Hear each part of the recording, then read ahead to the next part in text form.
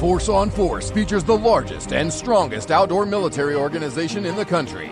These are the men and women who make it possible to enjoy the freedom to hunt and fish. It is with great pride that we bring you Force on Force podcast, coming to you from the Force on Force Talk. Hey, welcome to the Force on Force podcast. I'm your host, Shawn Darymple. We're here in the Force on Force Talk, the Tactical Operations Center. We're back on the road here. We're here in Dallas, Fort Worth. You had a great time last week in Houston. We got one of the same crew from last week, but we got a new crew here. We might get two shows out of this weekend. We don't know yet. So these are always fun when we do them in the Airbnb. And so we love doing these on the podcast here in Airbnb because we usually don't have an agenda, and I think it's really killing my guest, Andy Woods.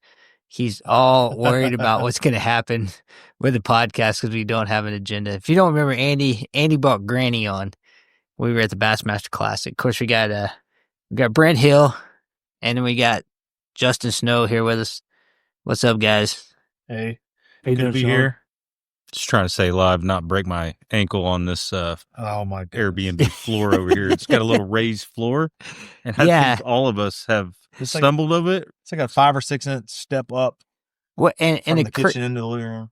The crazy thing about it is we weren't even drinking, and I think we all about killed ourselves. Like this stepping up out of the kitchen into the living room is like it's got this piece of red tape on it. Like high vis, it's got high vis reflective tape, and not once has it actually been at us. Yeah, almost breaking our legs. we've all about killed ourselves in doing this. So. Yeah, Senior just face planted into the mobile talk gear. Yeah, and just landed face first over here. He's on the podcast thing. Just about went down before it got started because of that. We're like, we almost thought we need to go to the Lowe's and like build something for him to leave Our little ramp. our little ramp, so somebody doesn't kill themselves. So yeah, we're here.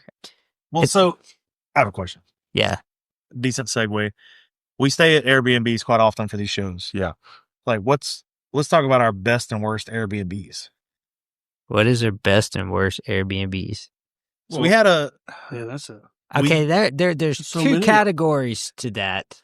There's got to be the most creepy worst Airbnb, and then there's got to be probably the worst location Airbnb. Creepiest was darn sure.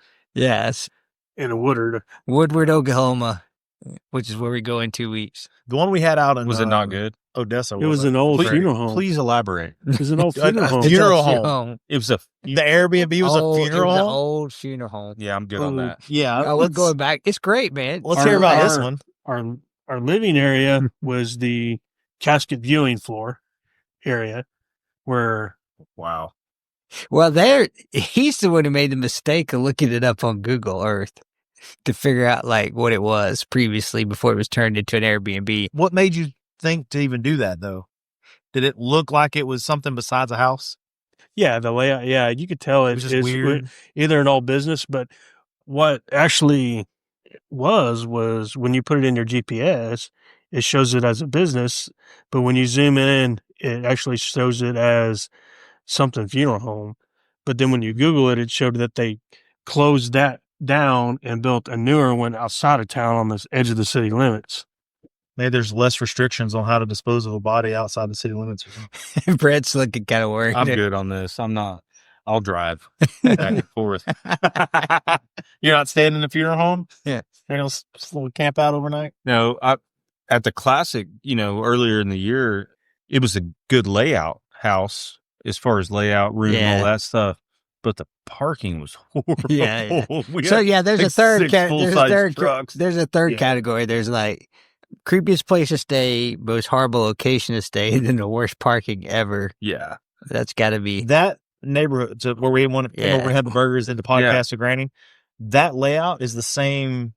You could literally take the address that I just moved to and just put it like that's why I moved out of that neighborhood Oh, okay. and out into the country because I was sick of that.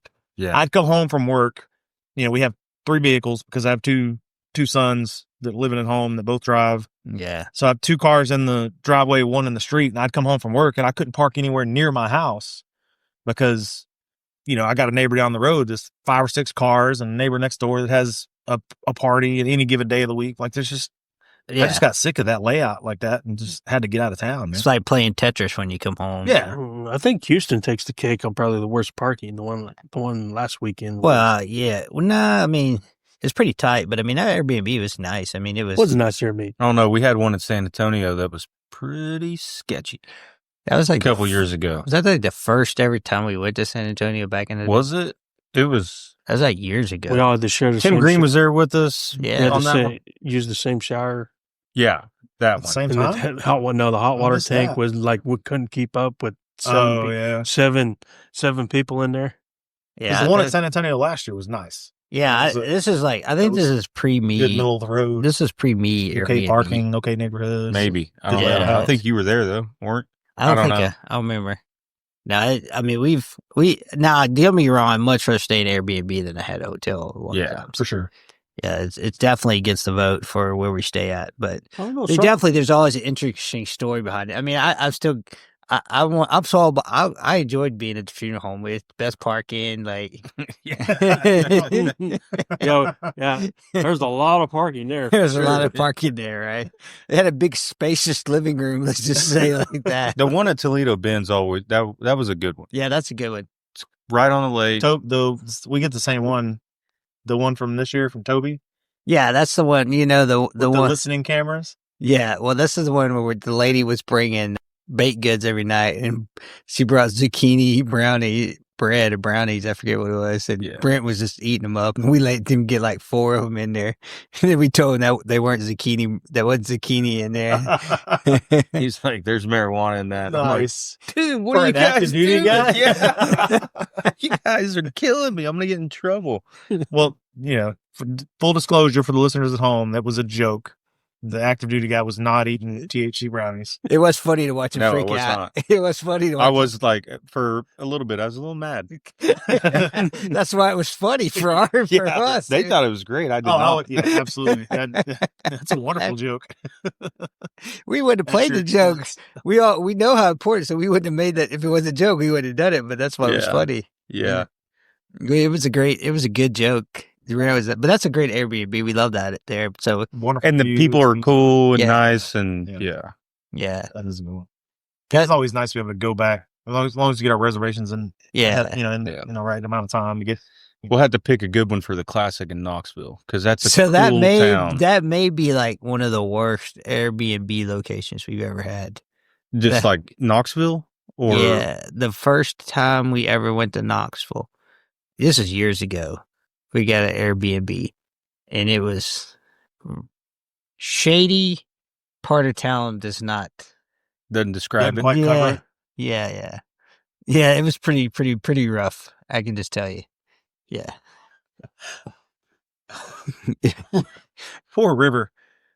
River, you come on out here and play. You don't stay here there. Senior retired to his office to get some work done, and poor River sitting at the doorway just staring at us with his little puppy dog eyes, like he wants to come party with the homies, but he's having to sit in there with Dad. Yeah. He's like, I want to go play with Archer. He's like, can I come out? Can I come out with the cool kids? Yeah. It's funny. But yeah. Well, we went to Walmart a while ago to get our groceries for the Airbnb, and both service dogs are with us walking around, and just like every 5 feet, there's people trying to stop and, at least at minimum, just comment on the dogs, Yeah. remarking to like, how well behaved they are and how good they are at working, and the kids going crazy wanting to pet them. Yeah. It's like they were a big hit at Walmart a while ago.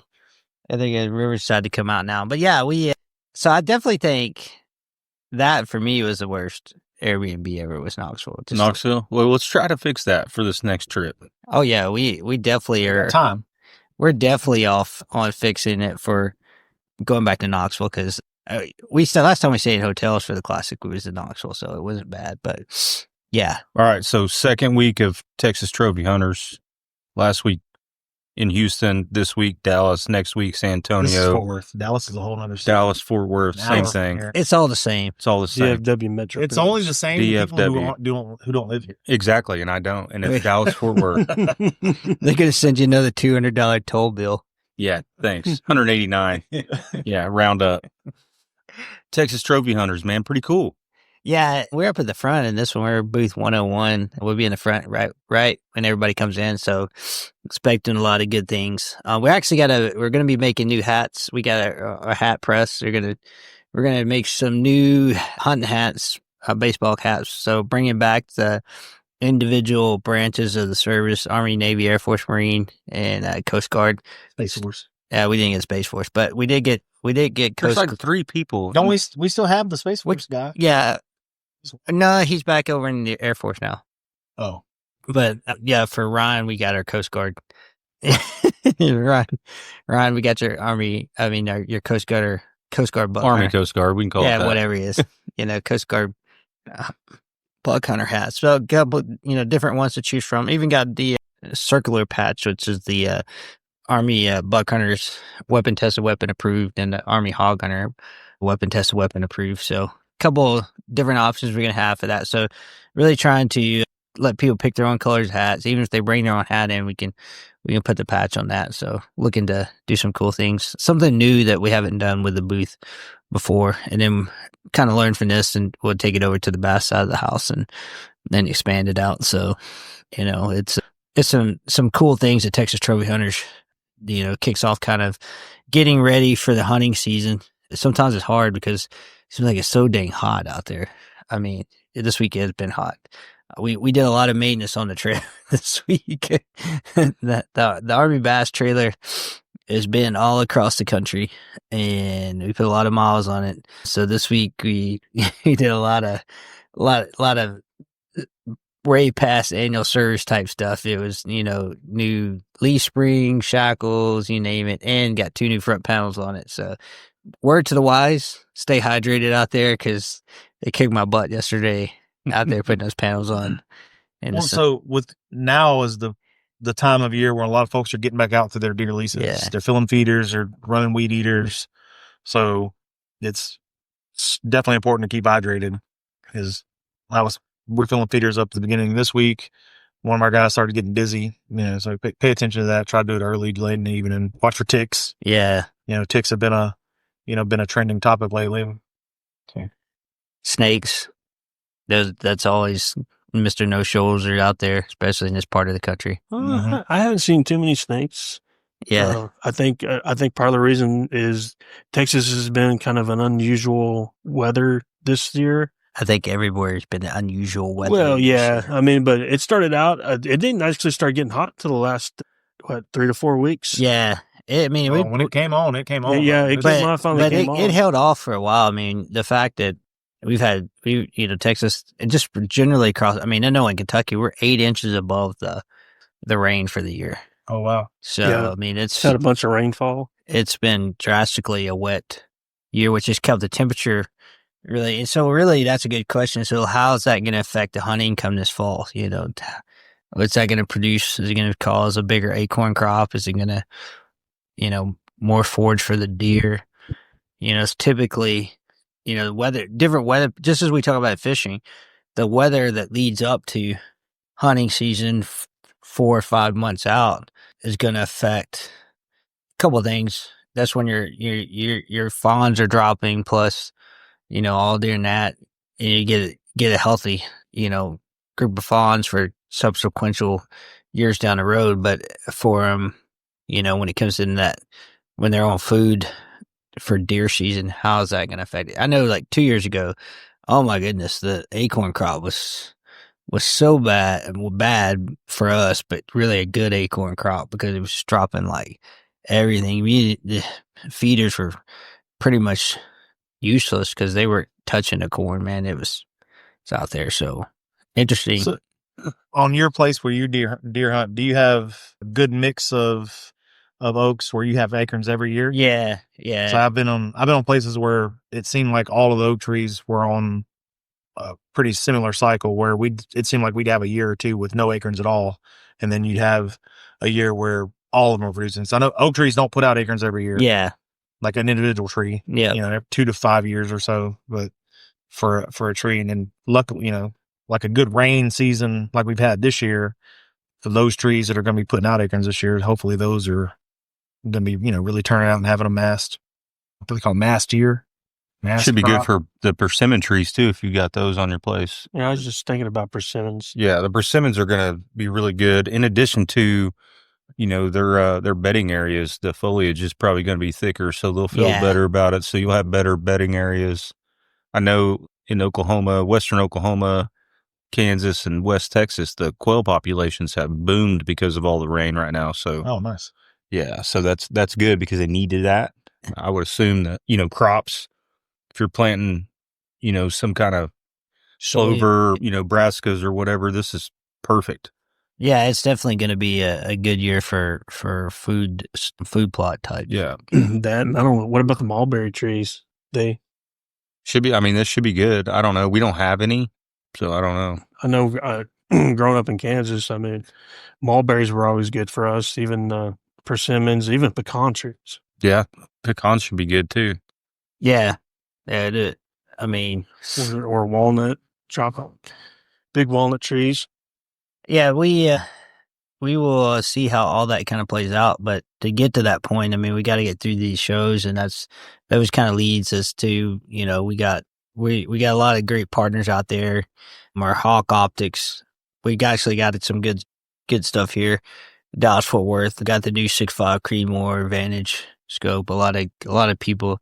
I'm not a big 6.5 Creedmoor guy myself, but a lot of people love that 6.5 Creedmoor. So they built a scope particularly, and I think that the price point is like $349, which I don't believe a price point for the quality glass and the lighted reticle and that optic. So, it's really, really good. Why do people hate the Creedmoor? I don't know that I don't. Why does he hate the Creedmoor? I got 3 of them. So okay, why do you hate the Creedmoor? So I don't hate the Creedmoor as much as, I mean. Well, yeah, I'm not like, why do people in general, why do you think it has such a bad rap? I have an opinion. Well, first of all, here's my opinion. And this goes back to understanding. We talked a little bit on the last podcast about this.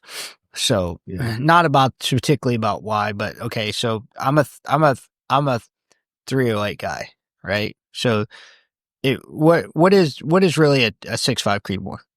It's a neck down 762 or something. It's a 270. It's basically a 270. It's 270. So when I bought my first 308, it was a choice between a 270 and 308, right? The reason I bought a 308 instead of a 270 at the time, and I still have that 308, we've rebarreled it so I could shoot a suppressor on it. Just had to re-put a new butt pad on it. So I love that gun.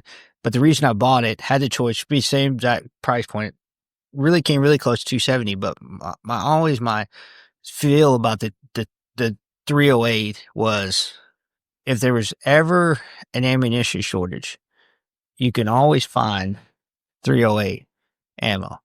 So 7.62 by 51, right? It's NATO. A little bit different in the pressure, but you're always going to be able to find it, right? So that was back in 2008 when I bought my first 308. Grew up with my 243, 30, all that stuff, but I really wanted that deal and that whole thing. That's why I wanted to kind of stick with it. So I ended up with that 308 over 270. So if we fast forward to today, what's the big downfall of a 6.5 Creedmoor? Ammunition, but because it has a very small bullet pallet. So most people don't understand about bullet pallets. So if you reload, you understand from a perspective. So that's what's so nifty. So the 30-06, right? Really, that bolt face, how many derivatives off that 30-06 there are? It's really, really cool to understand. 308, all the different bolts. And the 30 caliber. Yeah, so the 30 caliber has such a derivative, has a big pallet. So you can go from 100, this is the part we talked about a little bit last week, 110 grain all the way up to 220 grain, even a little bit bigger, bigger. And you've got all these ranges, different types of them. That 6.5, you don't have that big range of bullet in there. So what happens is, I don't think people choose bullets correctly with the 6.5 Creedmoor. So that's number one thing that I see with that. Number two thing with this is, okay, why do you need to buy a 6.5 Creedmoor? I'll tell you why I got one. Well, I'm not saying, I'm looking at Andy. I wonder, why do you need to buy a 6.5 Creedmoor? I don't think that I need to. But why? The only reason I bought one is because it was a new caliber that was out that I didn't have. You thought it, but and I've shot it exactly 0 times. It still has the original tag. Cool. And I'll let you answer this question when I say this. So typically, when I buy calibers now, I buy them based on functionality because, for one, you're adding another ammunition to the, and so I'm doing this for a reason, right? So understanding from a 6.5 Creedmoor, and you have to understand. Everybody went out and bought a 6.5 Creedmoor. I think they bought it more for what you said right there. They don't really understand. I think probably before you answer the question, I probably know why you bought the 6.5 Creedmoor, because this is why if you buy a 6.5 Creedmoor, you probably need to buy the 6.5 Creedmoor. Hey, go ahead and answer, but I'll tell you what after you ask. I looked at the ballistics. Yeah. And the range and how flat it is, very similar to a 270. But also, I bought it for my wife because it doesn't kick as hard as a 270 or a 300 or a 308, and we could still get out there and shoot deer or antelope over 400 yards. Yeah, so that's one reason why you would buy it, for the longer range. Doesn't have the longer range. So what? And here's the misunderstanding. The longer range, and now I say him because he's in Oklahoma, and they're typically there's places that you're going to shoot this, and I really agree about it's a softer shooting gun, so women, and it's really great with that. But the piece with the 6.5 Creedmoor, if you're not shooting over 600 yards, you don't really get into the real use of that caliber, of that flat shooting capability that it was really designed to do that, right? So you had all these individuals who went out and bought that 6.5 Creedmoor. Oh, it's a flat shoot. I'm buying it because it's a flat shooting round. Still shooting 75 yards. And they're still shooting 75 yards, right? And it doesn't pack as much of right. It doesn't pack as much kinetic energy. And there, you look, maybe if you're in Oklahoma, I mean, you can shoot a distance, and yes, if you're going to elk hunt, you're making, a 550 yard shot or something like that. Yes, by all means, that's probably a better choice for a caliber, right? Because of that flat shooting out that distance. But if you're in Kentucky or in North Alabama, where your green field's 120, maybe you got 125 yards across your entire green field, it's probably not a good choice of a gun. Right. So it goes back to when you ask me, what's the hate or why do you hate on, I hate on, there's no thought process into it, because that's the piece. And then there's the third piece, the people that bought the 6.5 Creedmoor, they didn't buy the optics to go with it.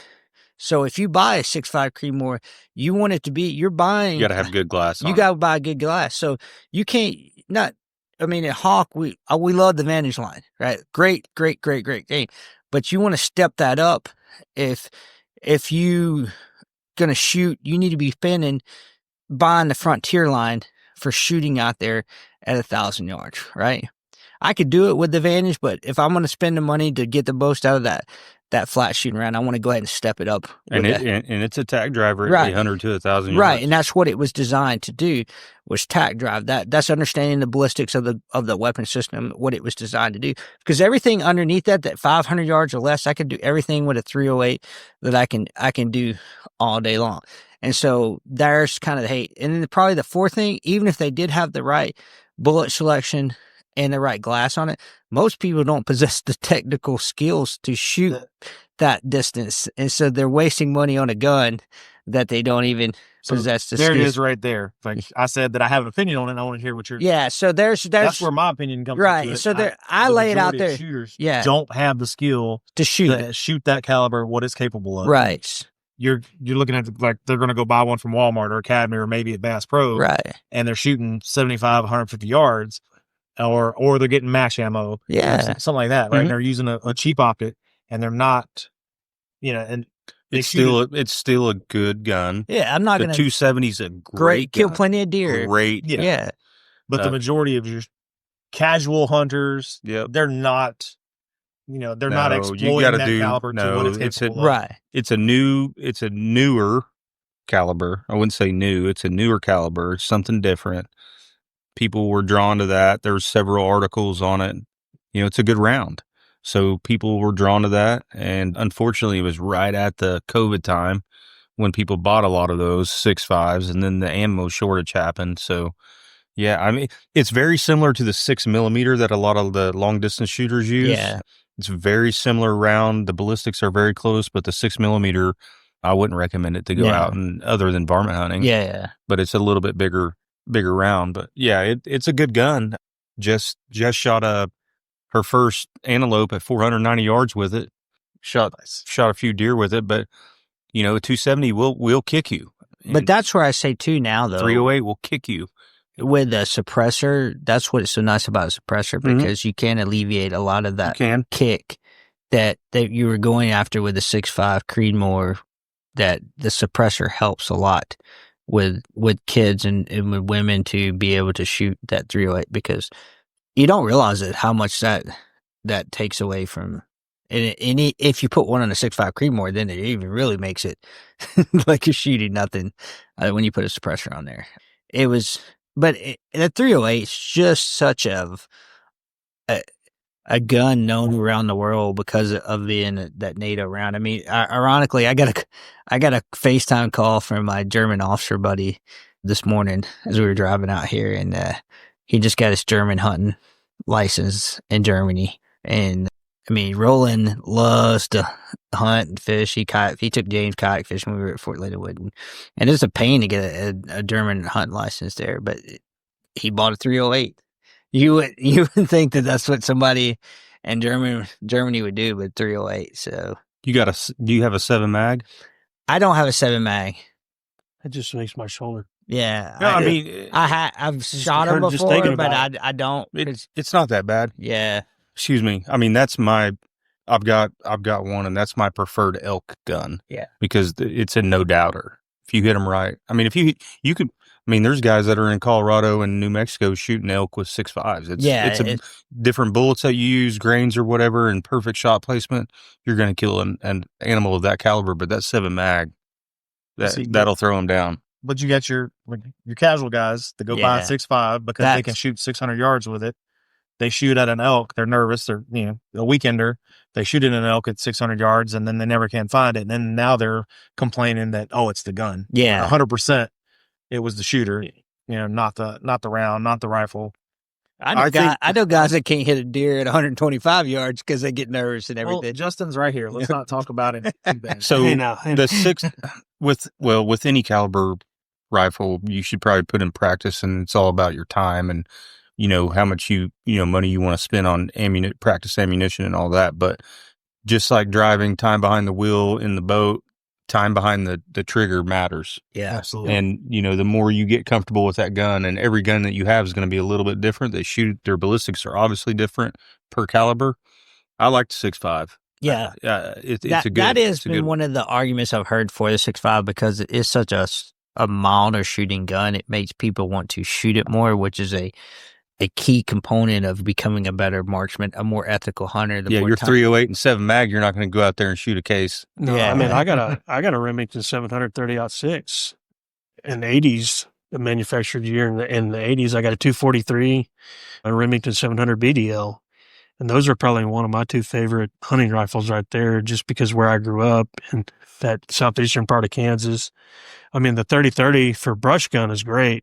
Yeah. When you get down in the creek bottoms or the river bottoms where you got a lot more brush. But if you got an open wheat field that you're hunting on, that 30-06 is a great caliber, and the 243 is an amazing caliber. Very similar to the 270. Yeah, I mean, there's not much. No. There's not a whole lot of difference in that 240. A lot of deer would take. But all this really comes down to a well-placed shot. I mean, that's the key component. A well-placed shot, I don't care where it's at. I mean, you take down deer. I mean, you can do 223, you can take a deer down with a well-placed shot. I mean, that comes down, and a lot of people don't practice that. I think we were probably more comfortable with it than anything because we've done so many stress shoots in the military. So when buck fever hits you, and it was just it's a real people joke about, but I mean, that is a real deal, man. If it's not, then I don't know why you're hunting anyways, because that's that adrenaline flowing through your veins and everything else. Yeah, magnify that with a bow in your hand. Oh, dude, trust me, I know. That's why I switched to bow hunting deer 100%. Like I haven't shot a deer with a rifle in years. Yeah. And it was because it got to the point where I was just like, I feel like I'm cheating. yeah. It's shooting even some solid, good sized bucks. You know, they're shooting them at 300 yards. It's just like, What's the challenge? Drawing back on a buck at 30 yards is, that's because it's not just the draw. I mean, it's the whole like you've got to get if your bow's not in your hand, you've got to get the bow in your hand. You got to get put away it's my not little being baby detected. Yeah, not getting detected. Not getting detected. Draw back. And drawing back is a challenge in itself because you got to draw back. If there's a couple of does. Yeah, there's always eyes watching. Always eyes watching. So you're watching every. my local buddy that's on the lease here with me. We have talking about the lease. We just had a conversation this week about that, and he did the demo and everything. He's a proponent of the pop up blinds. Yeah, I love hanging on the side of the tree. I think it's much more challenging. He's like, oh yeah, I can be in my blind twerking, and he actually pops up and starts like doing. It's like, come on, man, like. I wish we had video right now. Yeah, I know. Right? This is the visual of a guy twerking in a blind, and it's like, yeah, you're right. You can do all that, but it's much more of a challenge. The deer out there. There's eyes everywhere. There's always a deer. A lot of times there's a deer you don't even see yet that's checking you out and watching every little subtle move. That's why last year, so I've killed him out of the pop-up blind. I killed him out of the stand too. I started saddle hunting last year, and I really like the saddle hunting. That's how, I mean, I hunt a lot of open prairie type land and small draws and stuff, and we spot and stalk. You get up high, you find them laying in the grass, then you go, you make a plan, you get in the wind. It is not easy. And we've killed some good ones like that. But typically we work in buddy teams. Yeah. And that's the way to do it. Because you got to have a spotter. Yeah, and that's all with a bow. It's easy with a gun. I mean, it's easy, but with the bow, man, because you got to get you got to get within that 40-ish. 40. I'm really comfortable at 45. Yeah, and below. You'd like to be in that 30. But that's where practice comes in. Yeah. Just like trigger time with a rifle. Now's the time. Hopefully, it cools down a little bit here in the next month, and get out there and start. Shooting the bow a little bit. I kind of cheat a little bit at the house because I got that indoor range downstairs in my gun room. It's only 10 yards, but I tell this to people all the time. Bow hunting is about fundamentals and mechanics. And whether you're shooting 10 yards or you're shooting at 45, if you're doing the fundamentals correctly, it's like we always had diamond washer drills when we were in basic rifle marksmanships. It's the fundamentals. If you go through the correct sight picture, anchor point, release, you get through that. 10 yards. There's no difference shooting at 10 yards. Different pin. Yeah, just a different pin. I shoot single pin, so it's the same pin, but there's no difference to it at all. It's all about technique. That's the part where you don't mess up. So I get to cheat. We had this discussion. We talk about bow hunting. I hear a lot of people talk about tuning their broadheads to the arrows. I don't ever have to tune my broadhead to my arrow because I shoot that tomahawk broadhead. But here's the other thing that I find a lot of people, I think, have had to tune their broadheads because I shoot that Garmin sight on my bow. So one thing that has taught me in bow hunting, particularly, as much as we travel, move around, just anywhere, and I think you're going to find this with even if you're just going a short amount of distances. When I get to San Antonio next week, I'll probably have to make a minor adjustment to my sight. And one thing that sight does is when you get to full draw, you have the outer circle and the inner circle when you're ranging the target. But I guarantee you that thing will be out of alignment just a little bit, just from riding around. Even though I've got it in a protective bow case, riding around the truck, that when I get to San Antonio, that it's going to have to be adjusted a little bit. I can tell that, but I wonder, I kind of started in the last couple of weeks kind of asking the question, how many people blame it on their broadheads not being tuned to the arrow versus their bows not being tuned, right? And I just see it more prevalent because of the sight I shoot versus another type of sight. I'll be honest, I don't tune my broadheads. Yeah. I do number my arrows. I'm old school like that. I number 1 through 6 of which arrows are shooting the best. I refletch them and all that stuff. But I never have tuned my broadheads. I just think a lot of people blame it on their tuning, their arrow, the broadheads not being tuned as much as their bow just not in tune, as much as their sight has. Because if you think about it, that sight's there, but it's still aluminum.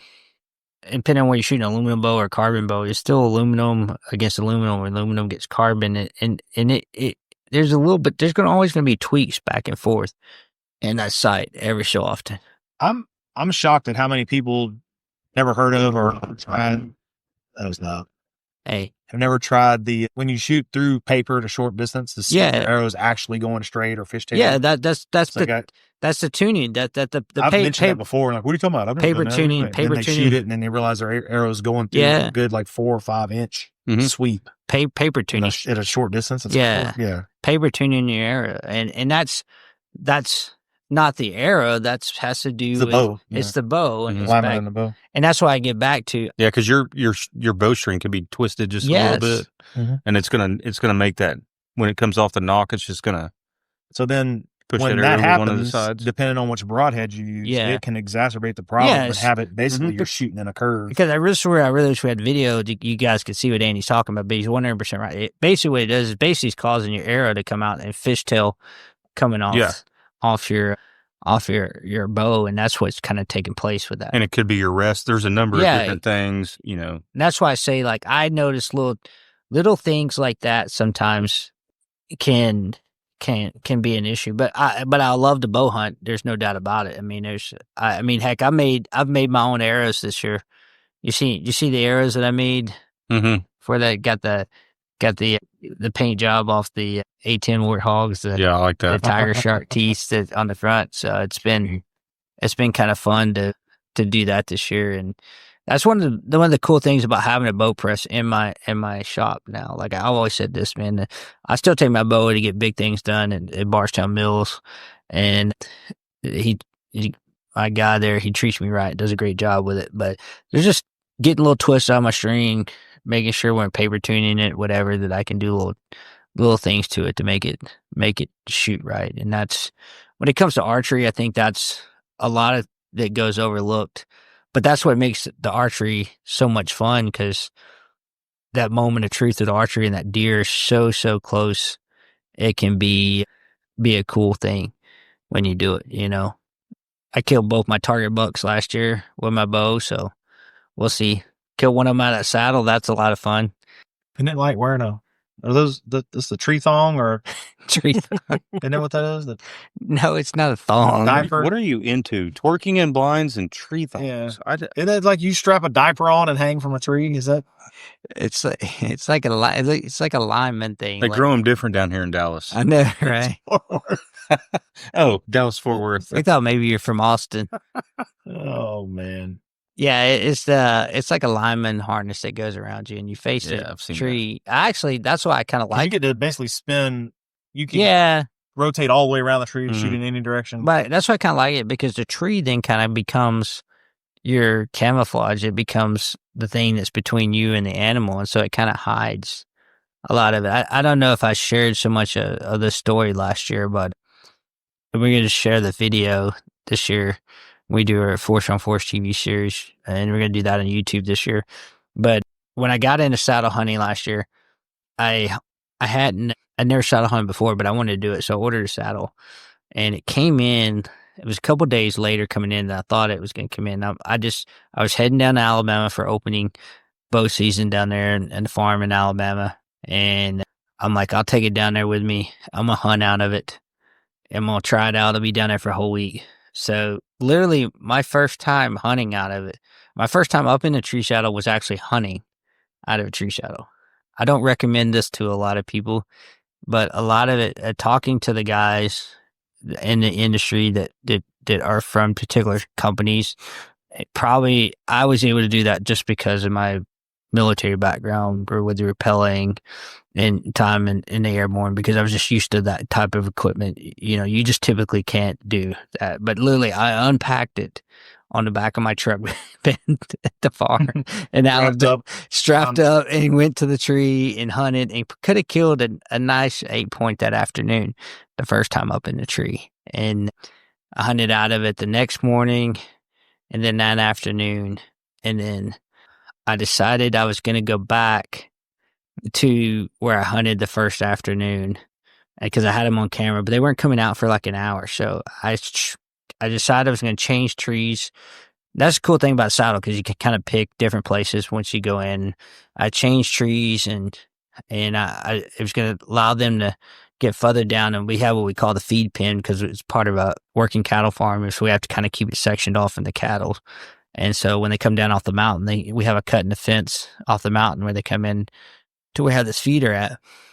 And so I got up in the tree saddle, got everything. And by the way, this is fourth time up in the saddle. So literally still a learning curve. Not really sure where I'm going to hang the bow or going to have anything kind of situated. Like I have everything like completely completely different than that day. I can just tell you, like, but I will tell you from a self-filming perspective, it's actually a lot easier being in the saddle. So got up in there because you do two things. You kind of stand up and lean back and you're standing on the platform, or you can kind of sit down in it and with your knees up against the tree, right, and kind of relax a little bit. So I got up in there, and now remember, all my wise-eyed dad is telling me this target buck's not coming in for like an hour after daylight. And I'm like, I'm just going to sit down and kind of relax. You know, when you first climb up a tree, you get that little bit of adrenaline climbing a tree. So you want to so I'm like, I get the bag, got my camera, it's all set up. And I ain't even put my bow, or I put my bow up. I actually clipped it on a D-ring. I don't recommend doing this. I have a whole different setup doing this now, right? But I have the arrow in it and I shoot a thumb release. Really like a thumb release for what we do. Everybody's a little bit different, but a couple of years ago, I taught myself that I wanted to be a thumb release kind of guy, because when I'm self-filming, it's much easier. If I have to make little adjustments on the camera, I can leave the release on my string, on my D-loop. It's much easier to do that than find the release versus having to find that D-loop without looking. So I got it all set up. I'm like, well, I'm just going to sit down here and relax and I'm like, let me get my binos out and I'm like, well, I'm just going to arrange some stuff before I put them on. And like, I'm looking, because even though I got that site where it tells me, right, you kind of still want to know about when deer, because remember, I moved my stand location, moved that saddle stand, so I'm not quite sure where I want the deers, if it's a good shot place or whatever. I'm like looking, picking different spots, ranging them. And so I pulled my binos down and I went, holy crap, there's my deer. Like he's walked into the feed pen, and I don't even know, did he walk in? I didn't even see him walk down, right? I had no idea that he walked in. Him and another deer, another 8-pointer had walked down, which was the deer. Those two always showed up together on the trail camera, the wise-eye trail camera. And I had no idea that he walked down. So now I've got to figure out, because I haven't put my binos on me, I got to figure out how to get them back in my bag without making any noise. Right. And now I got to figure out how to get the bow unclipped without making any noise off that D-ring, and then close that D-ring without making any noise. Back to and that deer the whole time, he's like 30 yards from me. And by the way, I'm sitting. I'm not standing, because the whole plan was to sit for about 20, 25 minutes and then stand back up. Yeah, then when it starts seeming like, all right, now it's time. Now it's go time. Stand. I do that with my platform. Yeah. It's go time. Stand back up. And he, I thought, no, I'm sitting. So like, I've never practiced sitting down in that thing, pulling my bow back at all, right? All the practicing I'd done was standing up. So like, I'm like, oh crap. Now I got to draw back on this deer sitting down in the thing. And we did that. And so, yeah, I shot him, made a good shot on him. I looked, the whole shaking thing, real thing, that that arrow's released. I know I got a good shot, and like I'm just like this, and I look to turn the GoPro off that's running there. She's got the other camera down here, but I turned the literally been up in the tree 25 minutes. So he showed up about 35 minutes early, right? But that was my, my crash course in saddle hunting. Like I killed that target buck and like had never really practiced any at all in the saddle whatsoever. But I got it way more figured out now than I did then. But the first deer I shot at when I first started archery, I think 20 or 15 years ago, 10 years ago, the mistake I made was I practiced. I got super comfortable with my bow, shot the target hundreds and hundreds of times at various ranges from 25 out to even 50, standing up. Yeah, you got to practice it down, especially if first time I deer hunted with my bow, I was sitting down. Yeah, and I would tell you, it dawned on me because I didn't have any mentor. I knew archery was it was up and coming thing. Getting more popular. Yeah, I wanted something more challenging than shooting a deer 200 yards plus with a rifle. And it didn't dawn on me that there was such a drastic difference in mechanics sitting down and standing up. You're in a blind. I missed by over a foot. And a ground blind, man, you definitely got to shoot them sitting down, and so it's like, if you don't practice that, it can be really weird. I shoot even from a hang-on stand, I'll shoot sitting down just because it's much easier because the way they're coming in or whatever, not to make as much movement. And I've just kind of trained myself how to compensate for it. But you're right, if you don't have it, you're done, Hey, Brent. Yeah. You know where that tree shadow would come in real handy at? Is an urban hunting situation. Oh, man. When I was at Leavenworth, they had this urban hunting program, and it was legit. I tried to get onto it, couldn't, because, there's all those deer right there in Kansas City, I-70. I would assume in the Dallas-Fort Worth metro area, they have the same kind of issue. Yeah. Well, funny you should mention that, because about an hour from Dallas, we do have a spot. I don't know, this was a purposeful segue by Shawn. We do have a spot that is about an hour from Dallas that we're going to be doing some veteran hunts this year, getting some footage for our Army Bow Hunter channel. It's definitely an urban environment. There's a lot of big bucks killed. I mean, no, all jokes aside, there's a lot of big bucks killed in the urban environment. I mean, it's really for bow hunting. For the bow hunter, that's perfect. Yeah, it's a perfect setup. Yeah. Like, I know. So, like, some of our challenges there are what we thought were going to be challenges first. Like, if you're hunting on your lease and you're hundreds of acres, you're out in the middle of nowhere, tiny little sound and a deer's going to bolt. Yeah. Right. And then you go to urban hunting or, something where they hear all the sounds. They hear this stuff all the time. And you're like, oh, okay, now I can make a little bit of noise. But they're used to hearing weird stuff like dogs barking and sirens, or, jets coming in out of love field kind of thing, and then they're like, okay, so I can make a little bit more noise, and then you ruffle your little Debbie wrapper and then they're like, well, that's new. And they bolt. Yeah. Well, or you're passing through the lease in a vehicle or side by side, and they don't pay any attention to you, but as soon as you slow down or stop, then they're like, okay, that's different. Right. They bolt. But yeah, there's the urban challenges. It does bring in new aspects outside of being hunting on a lease. There's ironically we have more issues over there in that county with the neighboring properties than we do in our our middle of nowhere lease, because out there, like sometimes you get people fighting over the same trophy deer, like, oh, we will, adjoining properties want to shoot the same deer kind of thing. But then you look in the suburban world, you got somebody feeding deer in their backyard and they want to just take pictures of them. And then they get mad. Did you shot them? Did you shot them? Like we're completely within the confines of the law, 100% legal on the up and up. And, somebody's going to the city council trying to get you, your whole program shut down. Well, those same people would be going to city council the minute that deer ran out in front of their car, causing. Absolutely. That's how a lot of those programs start anyway, is this. That's why they did that in Kansas City, because there were so many deer right there in I-70, causing wrecks, deaths, injuries. I love when you drive into Fort Leonard Wood. The post commander had one of those digital signs that said the average car wreck caused by a deer is like $2,500. A deer tag costs $15. There you go. Well, that's what the sign said. It said that's literally you drove into Fort Leonard Wood. That's what it said. Yeah, do your part. Do your part. Everybody, it's like the Starship Troopers, like that whole they have those. I'm doing my part. I'm doing my part. Yeah, I'm doing my part. Yeah, no. So that's 100% how our program over there started anyway. And some of the local officials. So this could have went completely the opposite way, right? They realized that the overpopulation was a problem and it's a hazard in many ways, right? And some people don't know this, if you bring in Texas Parks and Wildlife, like this is straight from their staff members telling us when we were trying to investigate different avenues of taking care of this overpopulation problem. We're, just getting the state involved and everything. And if they come in and take care of the problem for you, they trap, euthanize, and destroy the deer. They are not allowed to donate the meat. You're right. I mean, so at that point, it is a completely across the board waste. Yeah. Like you get nothing out of it. So we were able to get this program up and running. Last year, we hosted 15 veteran archery hunts, and I think there were 3 youth of veterans.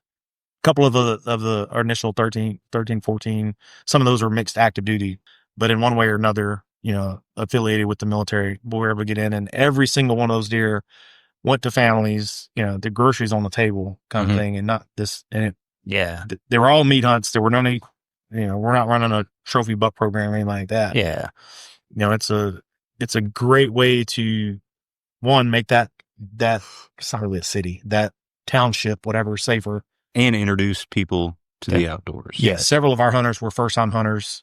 We're doing guided hunts. We're sitting in there blind with them. We're explaining, we're educating them ahead of time. We're taking them to a range, teaching them how to, shoot crossbows and bows before we're putting them on an animal. We're doing it the right way, and then so it's much more effective than just having the state come in and euthanize and burn deer. Yeah, I know.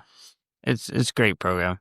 We do a lot of good stuff, so it's great to always hear these stories and how they kind of reach out. Andy does a lot of good stuff with that program. I know that that's a fun deal with him. All jokes aside, talking about urban hunting, they're just in general, like there's a lot of urban hunting opportunities across the country, and I don't think people take enough advantage of them and just figure out how to get out there and with archery. That's why archery opens up just so much more opportunity for hunting purposes. People I've found that if you can bow hunt, you can archery hunt, you're more likely you can get on a lot of more places, just because from a safety perspective, people tend to be a little bit more gun shy. Yeah. So, if you're going to do it with a bow, they tend to be more welcoming. As a matter of fact, every urban deer removal hunting water program I've ever been involved in or known of has been 100% archery. Yeah.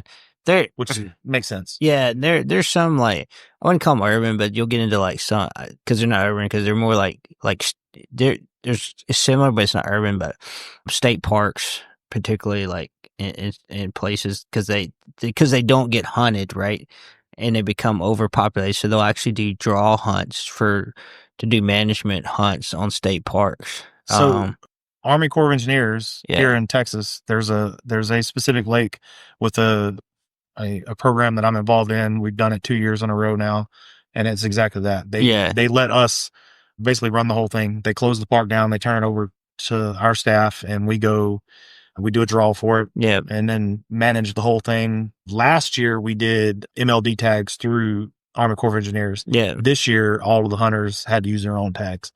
But so last year was shotgun or straight barrel cartridge only. This year was archery. Ironically, we switched to archery only because of the shotgun hunt was not as successful as we thought it would be. Right. We had guys supposedly fully educated, experienced hunters taking shotgun attempts at deer over 100 yards away, and then wondering why they, blew a leg off or, shot one through the back hip, shooting slugs. Like, so we switched to archery only, and then had a much more successful harvest this year at that particular park.